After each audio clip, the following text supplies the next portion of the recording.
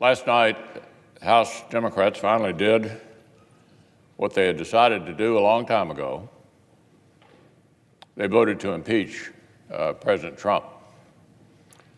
Over the last 12 weeks, House Democrats have conducted the most rushed, least thorough, and most unfair impeachment inquiry in modern history. Now, their slapdash process has concluded in the first purely partisan presidential impeachment since the wake of the Civil War. The opposition to impeachment was bipartisan. Only one part of one faction wanted this outcome. The House's conduct risks deeply damaging the institutions of American government. This particular House of Representatives has let its partisan rage at this particular president create a toxic new precedent that will echo well into the future.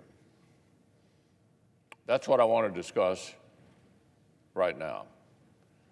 The historic degree to which House Democrats have failed to do their duty and what it will mean for the Senate to do ours. So let's start at the beginning. Let's start with the fact that Washington Democrats made up their minds to impeach President Trump since before he was even inaugurated. Here's a reporter in April of 2016. Donald Trump isn't even the Republican nominee yet, but impeachment is already on the lips of pundits, newspaper editorials, constitutional scholars, and even a few members of Congress. April 2016. On Inauguration Day, 2017, the headline in the Washington Post, "The campaign to impeach President Trump has begun." That was day one. In April 2017, 3 months into the presidency, a senior House Democrat said, "I'm going to fight every day until he's impeached." That was 3 months into the administration. In December 2017, 2 years ago, Congressman Jerry Nadler was openly campaigning to be the ranking member on the House Judiciary Committee, specifically because he was an expert on impeachment. That's the Nadler's campaign to be the top Democrat on judiciary. This week wasn't even the first time House Democrats have introduced articles of impeachment. It was actually the 7th time. They started less than 6 months after the president was sworn in. They tried to impeach President Trump for being impolite to the press, for being mean to professional athletes, for changing President Obama's policy on transgender people in the military. All of these things were high crimes and misdemeanors, according to Democrats. Now, this wasn't just a few people. Scores of Democrats voted to move forward with impeachment on 3 of those prior occasions.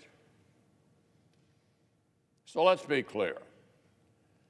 The House's vote yesterday was not some neutral judgment that Democrats came to with great reluctance. It was the predetermined end of a partisan crusade that began before President Trump was even nominated, let alone sworn in. For the very first time in modern history, we've seen a political faction in Congress promise from the moment a president election ended, that they would find some way to overturn it. A few months ago, Democrats' 3-year-long impeachment in search of articles found its way to the subject of Ukraine. House Democrats embarked on the most rushed, least thorough, and most unfair impeachment inquiry in modern history. Chairman Schiff's inquiry was poisoned by partisanship from the outset. Its procedures and parameters were unfair in unprecedented ways.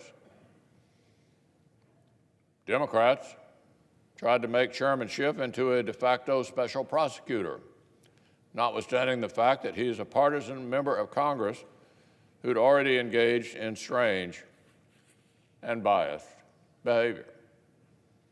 He scrapped precedent to cut the Republican minority out of the process. He denied President Trump the same sorts of procedural rights that houses of both parties had provided to past presidents of both parties.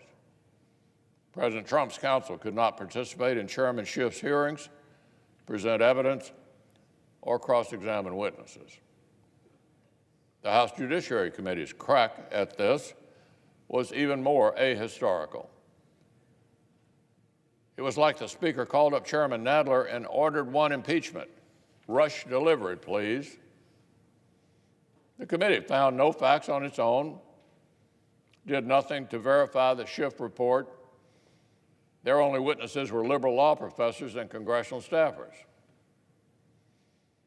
So, Mr. President, there's a reason the impeachment inquiry that led to President Nixon's resignation required about 14 months of hearings, 14 months, in addition to a special prosecutor's investigation.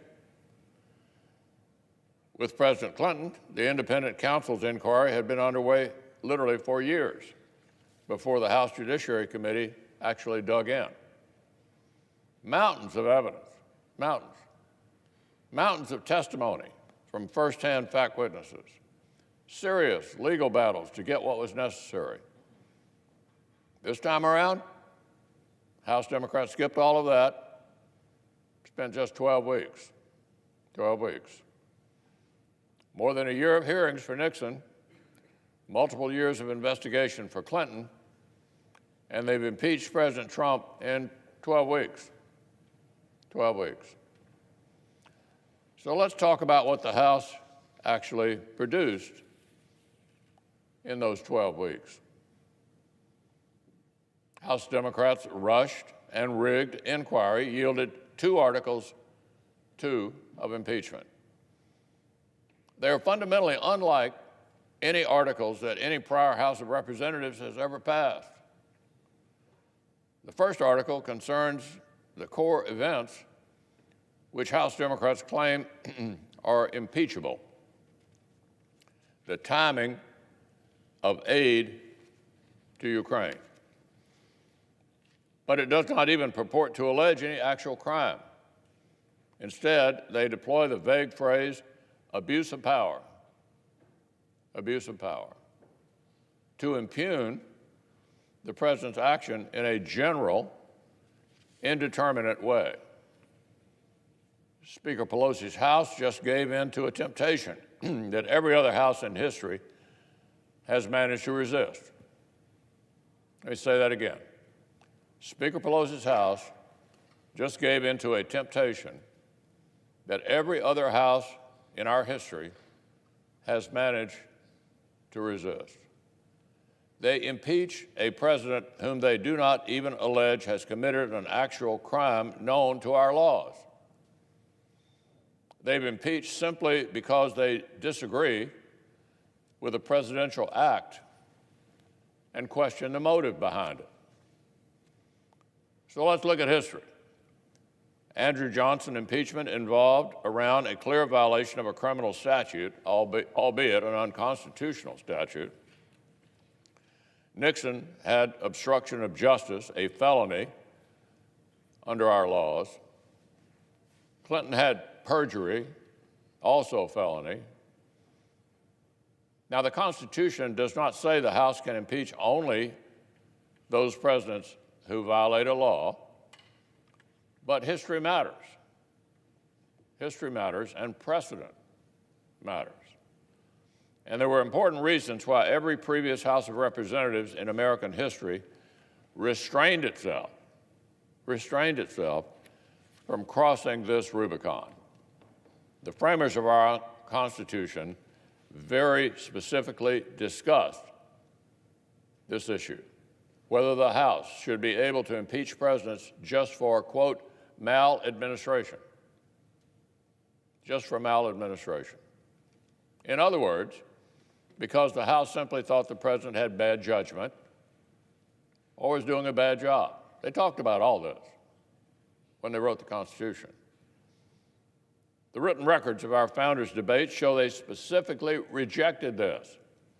They realized it would create a total dysfunction to set the bar for impeachment that low. That low. James Madison himself explained that allowing impeachment on that basis would mean the president serves at the pleasure of the Congress instead of the pleasure of the American people. It would make the president a creature of Congress, not the head of a separate and equal branch. So there were powerful reasons, Mr. President, why Congress after Congress for 230 years, required presidential impeachment to revolve around clear, recognizable crimes, even though that was not a strict limitation. Powerful reasons why for 230 years, no House opened the Pandora's box of subjective political impeachments. That 230-year tradition died last night. Now, Mr. President, House Democrats have tried to say they had to impeach President Trump on this historically thin and subjective basis because the White House challenged their request for more witnesses. And that brings us to the second article of impeachment. The House titled this one, Obstruction of Congress. What it really does is impeach the president for asserting presidential privilege. The concept of executive privilege is another 2-century-old constitutional tradition. Presidents, starting with George Washington, have invoked it. Federal courts have repeatedly affirmed it is a legitimate constitutional power. House Democrats requested extraordinary amounts of sensitive information from President Trump's White House, exactly the kinds of things over which presidents of both parties have asserted privilege in the past. Predictably and appropriately, President Trump did not simply roll over. He defended the constitutional authority of his office. No surprise there. It's not a constitutional crisis for a House to want more information than a president wants to give up. That's not a constitutional crisis. It's a routine occurrence. The separation of powers is messy by design. Here's what should have happened. Here's what should have happened. Either the president and Congress negotiate a settlement, or the third branch of government, the judiciary, addresses the dispute between the other two. The Nixon impeachment featured disagreements over presidential privilege. So they went to court. The Clinton impeachment featured disagreements over presidential privilege. So they went to the courts. This takes time. It's inconvenient. That's actually the point. Due process is not meant to maximize the convenience of the prosecutor. It's meant to protect the accused. But this time was different. Remember, 14 months of hearings for Richard Nixon, years of investigation for Bill Clinton, 12 weeks for Donald Trump. Democrats didn't have to rush this, but they chose to stick to their political timetable at the expense of pursuing more evidence through proper legal channels. Nobody made Chairman Schiff do this. He chose to. The Tuesday before last on live television, Adam Schiff explained to the entire country that if House Democrats had let the justice system follow its normal course, they might not have gotten to impeach the president in time for the election. My goodness. In Nixon, the courts were allowed to do their work. In Clinton, the courts were allowed to do their work. Only these House Democrats decided due process is too much work. They'd rather impeach with no proof. Well, Mr. President, they tried to cover for their own partisan impatience by pretending that the routine occurrence of a president exerting constitutional privilege is itself a second impeachable offense. The following is something that Adam Schiff literally said in early October. Here's what he said. Any action that forces us to litigate or to have to consider litigation will be considered further evidence of obstruction of justice. That's Adam Schiff. Here's what the chairman effectively said and what one of his committee members restated just this week. If the president asserts his constitutional rights, it's that much more evidence he's guilty. If the president asserts his constitutional rights, it's that much more evidence he's guilty. That kind of bullying is antithetical to American justice. So those are House Democrats' 2 articles of impeachment. That's all their rushed and rigged inquiry could generate. An act that the House does not even allege is criminal, and a nonsensical claim that exercising a legitimate presidential power is somehow an impeachable offense. Mr. President, this is by far the thinnest basis for any House-passed presidential impeachment in American history. The thinnest and the weakest, and nothing else even comes close. And candidly, I don't think I'm the only person around here who realizes that. Even before the House voted yesterday, Democrats had already started to signal uneasiness with its end product. Before the articles even passed, the Senate Democratic leader went on television to demand that this body redo House Democrats' homework for them, that the Senate should supplement Chairman Schiff's sloppy work so it is more persuasive than Chairman Schiff himself bothered to make it. Of course, every such demand simply confirms that House Democrats have rushed forward with a case that is much too weak. Back in June, Speaker Pelosi promised the House would build an ironclad case. Never mind that she was basically promising impeachment months before the Ukraine events, but that's a separate matter. She promised an ironclad case.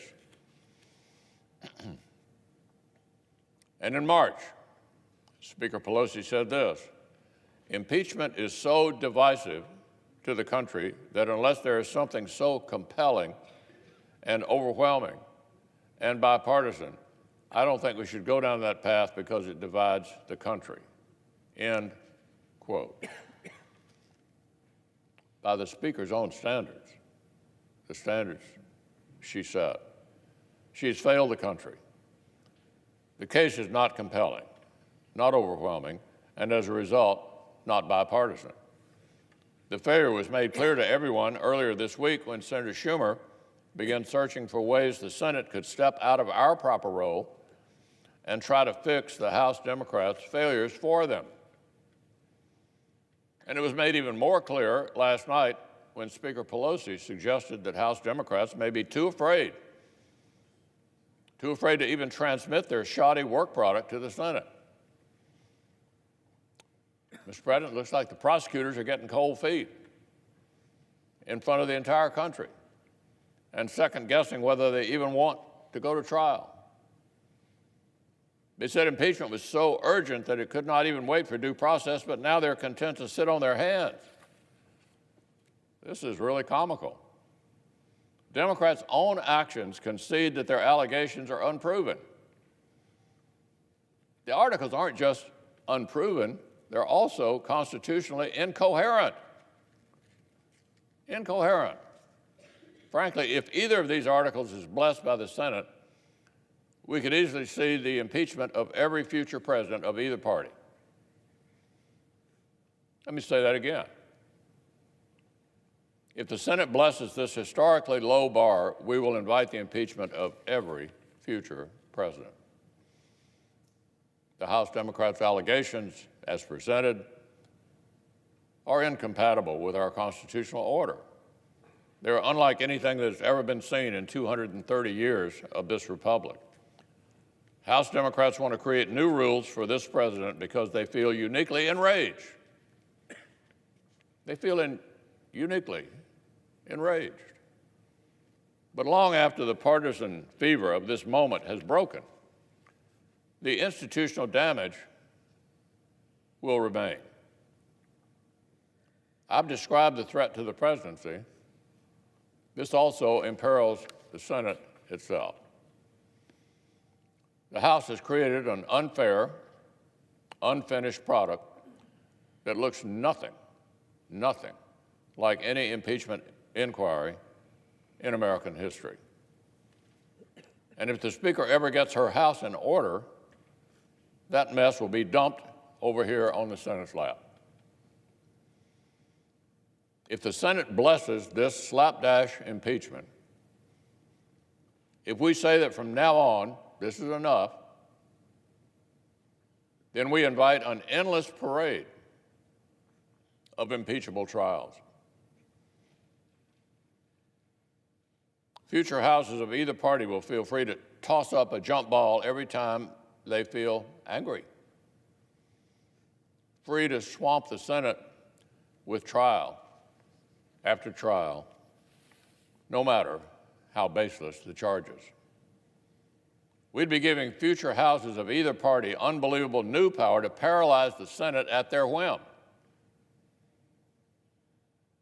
More thin arguments, more incomplete evidence, more partisan impeachments.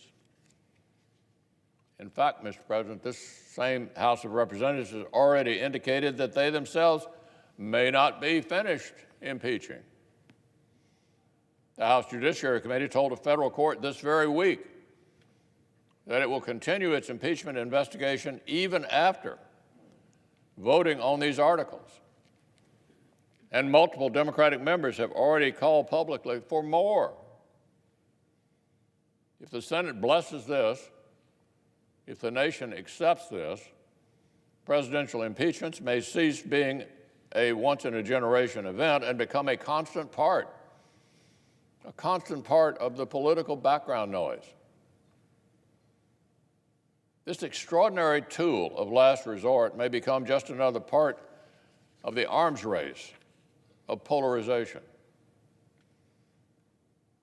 Real statesmen would have recognized, no matter their view of this president, that trying to remove him on this thin and partisan basis could unsettle the foundations of our republic.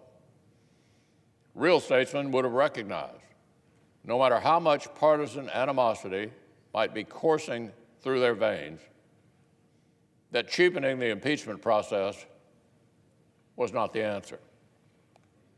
Historians will regard this as a great irony of our era, that so many who profess such concern for our norms and traditions themselves proved willing to trample our constitutional order to get their way. It is long past time for Washington to get a little perspective. President Trump is not the first president with a populist streak, not the first to make entrenched elites uncomfortable. He's certainly not the first president to speak bluntly, to mistrust the administrative state, or to rankle unelected bureaucrats. And heaven knows he's not the first president to assert the constitutional privileges of his office rather than roll over when Congress demands unlimited, sensitive information. None of these things, none of them, is unprecedented. I'll tell you what would be unprecedented. It will be an unprecedented constitutional crisis if the Senate literally hands the House of Representatives a new partisan vote of no confidence that the founders intentionally withheld, destroying the independence of the presidency. It will be unprecedented if we agree that any future House that dislikes any future president can rush through an unfair inquiry, skip the legal system, and paralyze the Senate with a trial. The House could do that at will under this precedent. It will be unprecedented if the Senate says second-hand and third-hand testimony from unelected civil service servants is enough to overturn the people's vote. It will be an unprecedented constitutional crisis if the Senate agrees to set the bar this low forever. It is clear what this moment requires. It requires the Senate to fulfill our founding purpose. The framers built the Senate to provide stability, to take the long view of our republic, to safeguard institutions from the momentary hysteria that sometimes consumes our politics, to keep partisan passions from literally boiling over. The Senate exists for moments like this. That's why this body has the ultimate say in impeachments. The framers knew the House would be too vulnerable to transient passions and violent factionalism. They needed a body that would consider legal questions about what has been proven and political questions about what the common good of our nation requires. Hamilton said explicitly in Federalist 65 that impeachment involves not just legal questions, but inherently political judgments about what outcome best serves the nation. The House can't do both. The courts can't do both. This is as grave an assignment as the Constitution gives to any branch of government, and the framers knew only the Senate could handle it. Well, the moment the framers feared has arrived. A political faction in the lower chamber have succumbed to partisan rage. A political faction in the House of Representatives has succumbed to a partisan rage. They have fulfilled Hamilton's philosophy that impeachment will, quote, connect itself with the pre-existing factions, enlist all their animosities, and there will always be the greatest danger that the decision will be regulated more by the comparative strength of parties than by the real demonstrations of innocence or guilt. Alexander Hamilton. That's what happened in the House last night. The vote did not reflect what had been proven. It only reflects how they feel about the president. The Senate must put this right. We must rise to the occasion. There's only one outcome that is suited to the paucity of evidence the failed inquiry, the slapdash case, only one outcome suited to the fact that the accusations themselves are constitutionally incoherent. Constitutionally incoherent. Only one outcome will preserve core precedents rather than smash them into bits in a fit of partisan rage because one party still cannot accept the American people's choice in 2016. It could not be clearer which outcome would serve the stabilizing, institution-preserving, fever-breaking role for which the United States Senate was created, and which outcome would betray it. The Senate's duty is clear. The Senate's duty is clear. When the time comes, we must fulfill it.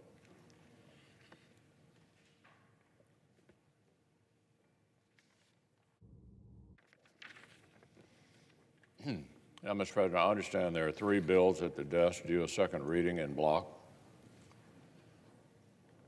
The clerk will read the titles of the bill for the second time on block. H.R. 397, an act to amend the Internal Revenue Code of 1986, and so forth, and for other purposes. H.R. 1759, an act to amend Title III of the Social Security Act